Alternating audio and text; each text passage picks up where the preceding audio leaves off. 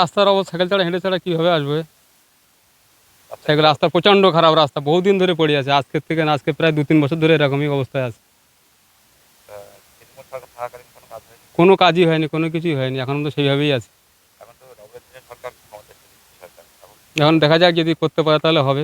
ভীষণ অসুবিধা হয়, গাড়ি ঘোড়া কেউ আসতে চায় না, প্রচণ্ড অসুবিধা হয়। গাড়ি তো মোটেই ঢোকে না কোনো গাড়ি, এখানে অ্যাম্বুলেন্সও নেই বা কোনো কিছু নেই, গাড়ি আছে তাই এদিক থেকে কোনো গাড়ি ঘোড়া আসে না, শরীর অসুস্থ হলে ওইভাবে টোটো থাকে, ওইভাবে যাবে, না হলে সেই রুগী মারা যাবে, কিছু করার নেই। তো অনেক এগিয়ে যায়। দেরি তো অবশ্যই হবে, কেউ যেতে চায় না, এই রাস্তার কেউ আসতে চায় না, তো কোনো গাড়ি আসতে যাচ্ছে না, এই জন্য খুব সমস্যা। এখন কি চাইছেন আপনারা? আগের বিধানসভায় রাস্তাটা তৈরি হয়েছিল, এই বিধানসভা গেছে, রাস্তা সেখান থেকে খারাপ, মানে 1 বছরের মধ্যে রাস্তা খারাপ হয়ে গেছে। কতটা সমস্যা হচ্ছে আপনাদের? বিশাল সমস্যা আমাদের, যাতায়াত করতে ব্যাপক সমস্যা। মানে ডেলিভারি রুগী নিয়ে গেলে তো সে রাস্তায় শেষ, কোনো পেশেন্ট নিয়ে গেলে সে রাস্তায় শেষ। তৃণমূলের আমলের সময় কোনো কাজ হয়নি। না, তৃণমূল আমলে কোনো কাজ হয়নি।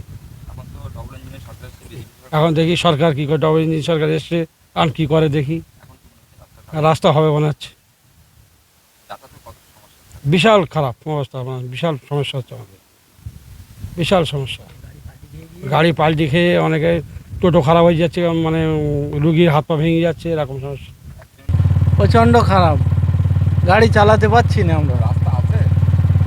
রাস্তা প্রচণ্ড খারাপ, আমাদের রাস্তা নেই বললেও ভুল হয় না।